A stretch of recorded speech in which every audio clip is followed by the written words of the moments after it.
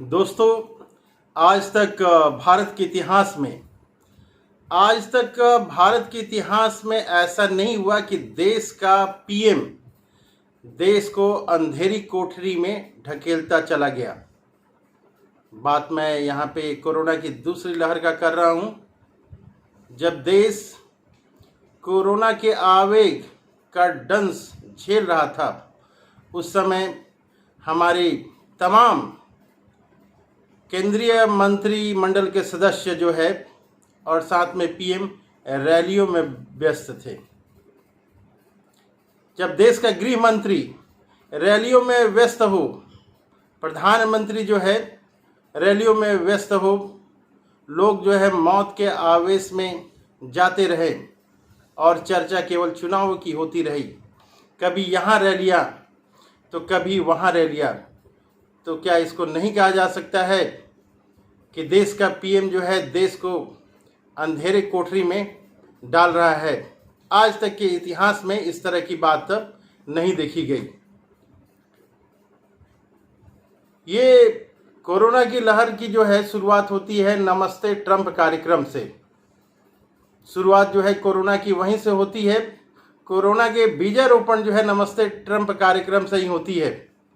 उसके बाद जो है आता है एमपी इलेक्शन। नमस्ते ट्रंप कार्यक्रम में जो है कोई प्रोटोकॉल फॉलो नहीं किया गया, जबकि पूरा विश्व में कोरोना की लहर जो है पूरी विश्व को जो है चाइना से होते हुए पूरे विश्व में कोरोना की लहर दौड़ चुकी थी। और उसी समय आयोजन किया जाता है नमस्ते ट्रंप। नमस्ते ट्रंप कार्यक्रम को तो आप भूले नहीं होंगे। और उसी के साथ ही देश में कोविड-19 का प्रकोप शुरू हो गया था। नमस्ते कार्यक्रम ट्रंप कार्यक्रम जब ख़त्म हुआ, उसके बाद फिर एमपी इलेक्शन आ गया। सारे मंत्री नेता जो है एमपी इलेक्शन में व्यस्त हो गए। देश के स्वास्थ्य के इंफ्रास्ट्रक्चर पे कोई ध्यान नहीं दिया गया। सारे विश्व के देश जहाँ पे कोरोना से लड़ाई के लिए अपनी इंफ्रास्ट्रक्चर में व्यस्त थे, अपनी स्वास्थ्य सुविधाओं में वृद्धि कर रहे थे, अपने बेडों की संख्या में वृद्धि कर रहे थे, ऑक्सीजन की अपनी स्थिति सुधार रहे थे, वहाँ हम जो है एमपी इलेक्शन में व्यस्त हो गए। फिर एमपी इलेक्शन में जब 2-4 सांसद कोविड-19 पॉजिटिव निकले तो पूरे संसद को सैनिटाइज किया गया। आपको याद होगा कि किस तरह से संसद को सैनिटाइज किया गया। इसके बाद जो है फिर बिहार इलेक्शन आता है। फिर वही चुनावी रैलियों पे रैलियां, कोई कोविड प्रोटोकॉल का ध्यान नहीं। फिर जो है अब बिहार इलेक्शन के बाद जो है फिर आता है बंगाल इलेक्शन। बंगाल इलेक्शन में क्या हुआ आप तो देख रहे हैं। लोग मरते जा रहे थे, लोग इन्फेक्टेड होते जा रहे थे, संख्या लाखों में जा रही थी, हजारों की संख्या में मौतें हो रही थी। लेकिन किसी भी भाषण में, चाहे वो प्रधानमंत्री देश के हो या गृह मंत्री या कोई भी मंत्री, इन मौतों पे दो आंसू तो दूर की बात है, आंसू तो आपने देखा ही होगा कि किस तरह से लोग आंसू बहाते हैं। लेकिन इन मौतों पे आंसू तो दूर की बात, 2 शब्द भी नहीं बोले गए। हजारों की संख्या में मौतों का आंकड़ा पार हो गया, लाखों की संख्या में लोग इन्फेक्टेड हो गए। लेकिन इन रैलियों में 2 शब्द भी जो है सहानुभूति के नहीं बोले गए, खासकर उन परिवारों के लिए जो अपने प्रियजनों को छोड़ गए। गृह मंत्री जो है इस दौरान बंगाल में और प्रधानमंत्री दोनों आदमी करीब 50-50 रैलियां उन्होंने किया और टोटल जो है धज्जियां उड़ा दी गई। न मास्क पहनने का कोई नियम फॉलो किया गया, जब देश के शीर्ष मंत्री शीर्ष स्थान पर बैठे हुए ही लोग ही प्रोटोकॉल की धज्जियां उड़ाते रहे। मात्र क्यों? 78 सीट के लिए ही क्या किया शीर्ष सत्ता? पूरे देश में जो है कोरोना के आगोश में डाल दिया। ये देखिए 2 अप्रैल की बात हम लोग करते हैं। 2 अप्रैल में करीब करीब 714 लोग जो हैं पूरे देश में मौत हो गई, लेकिन किसी के मुंह से आ तक नहीं निकला। फिर आंकड़ा जो है दूसरे दिन का देखते हैं हम लोग। 3 अप्रैल को करीब 3 अप्रैल को जो है रैली होती है प्रधानमंत्री की। 2 अप्रैल को रैली होती है प्रधानमंत्री की बंगाल में। 714 मौतें हो गई, मुंह से आ तक नहीं निकला रैली में। फिर आगे जाते हैं हम लोग। 3 अप्रैल 513 मौतें हो जाती हैं, बंगाल में रैली होती है। एक शब्द जो है नहीं निकलता इन मौतों के प्रति। क्यों? क्योंकि नजर केवल सत्ता की ओर थी, ध्यान केवल चुनाव की ओर थी। फिर 6 अप्रैल को देखते हैं हम लोग। 630 मौतें होती हैं पूरे भारतवर्ष में। एक शब्द नहीं निकलता है किसी के मुंह से कुछ।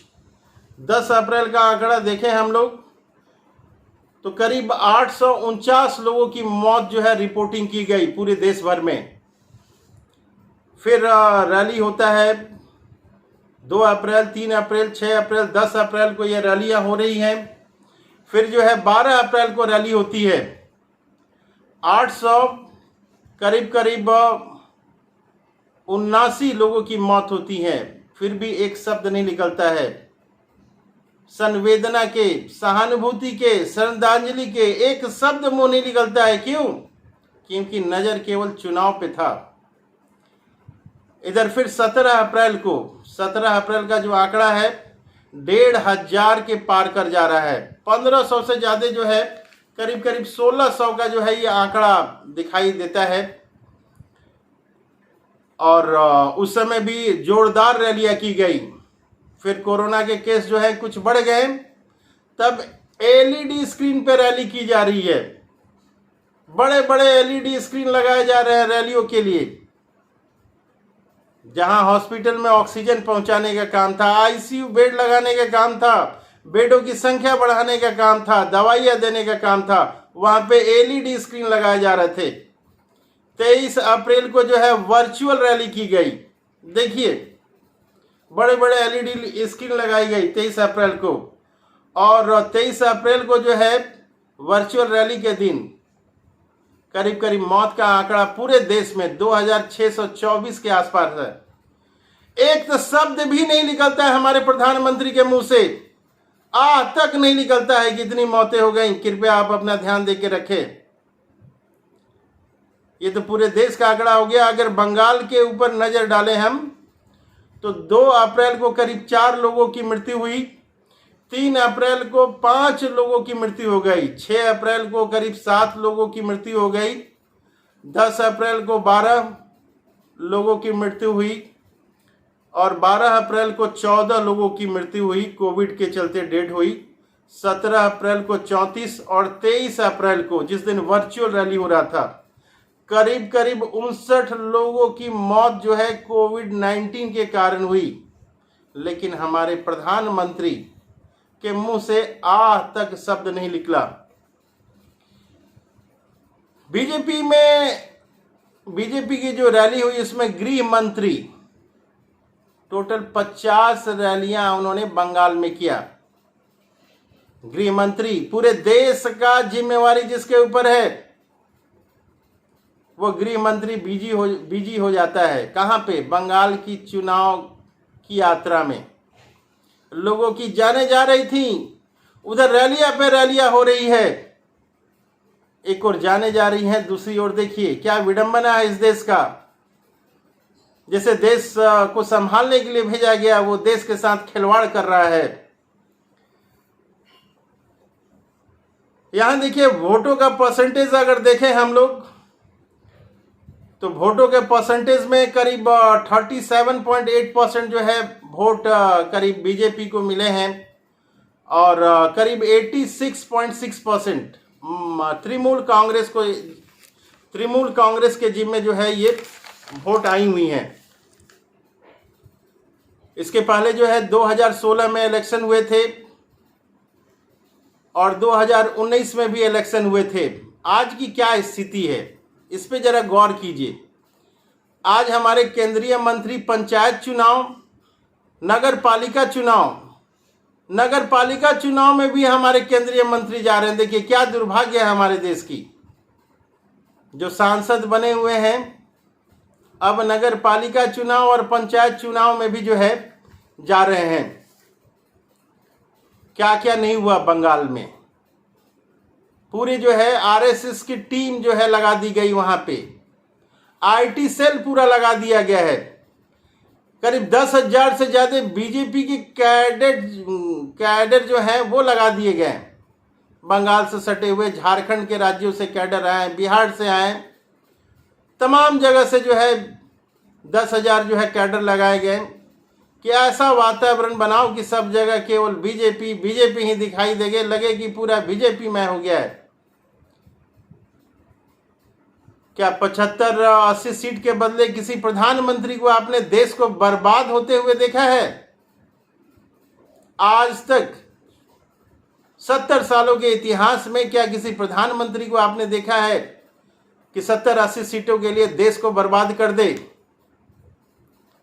27 अप्रैल को जो है गृह मंत्री प्रचार कर रहे थे और उस दिन जो है करीब 3,000 मौतें हुई थी। एक शब्द क्या नहीं निकला हमारे गृह मंत्री महोदय के मुंह से कि जो है इतनी मौतें हो रही हैं।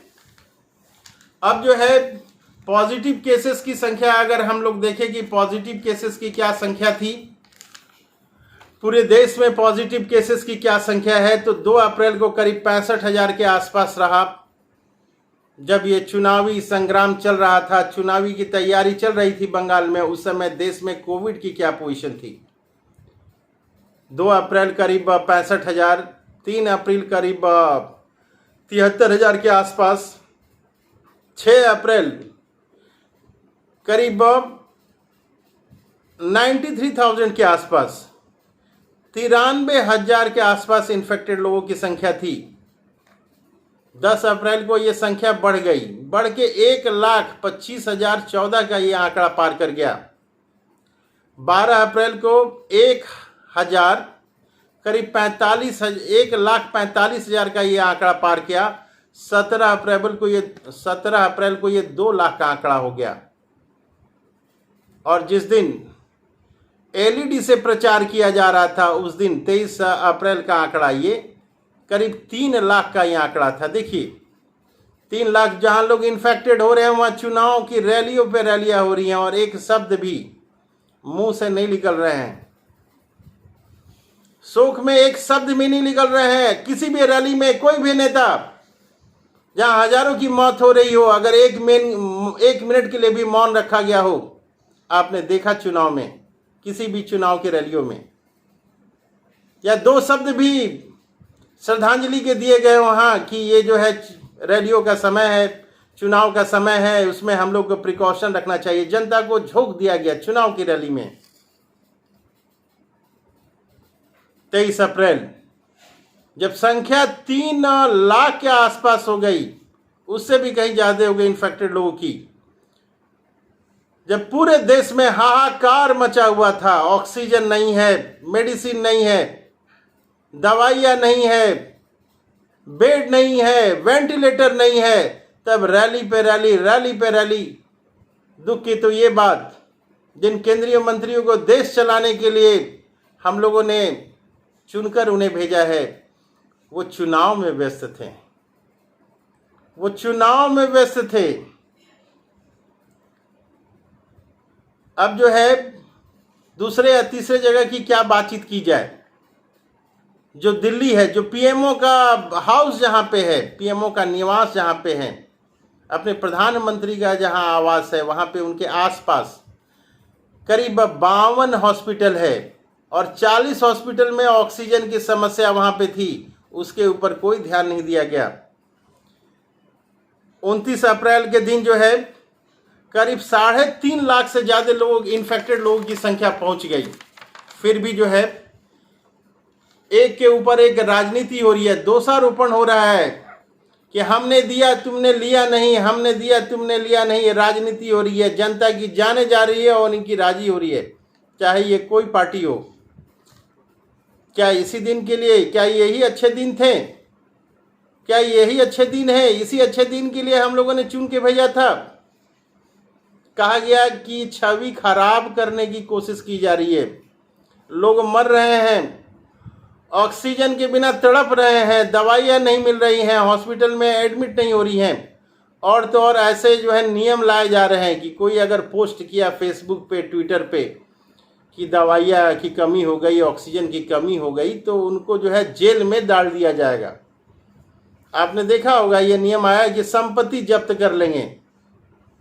तो इस तरह की जो है मीडिया में खबर आने लगी कि छवि सरकार की खराब करने की कोशिश की जा रही है। देखिए, जहां हजारों लोग मर रहे हैं वहां छवि की चिंता हो रही है।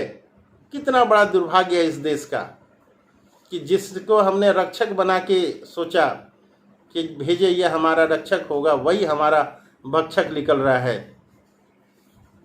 और तो और देखिए, जो एमपी हैं बाबू सुप्रियो, हम लोगों ने एमपी बना के भेजा, उनको फरमान हुआ कि अब कलकत्ता चले आइए, एमएलए का चुनाव लड़िए। देखिए क्या दुर्भाग्य है इस देश का। लेकिन फिर जनता ने क्या किया? जनता ने टोटल नकार दिया ऐसे सारे हथकंडे को।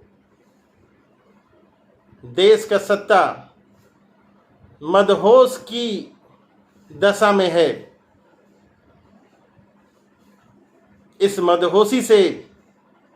मदहोशी का नशा कब उतरेगा, ये तो भगवान भरोसे ही है। बहुत बहुत धन्यवाद।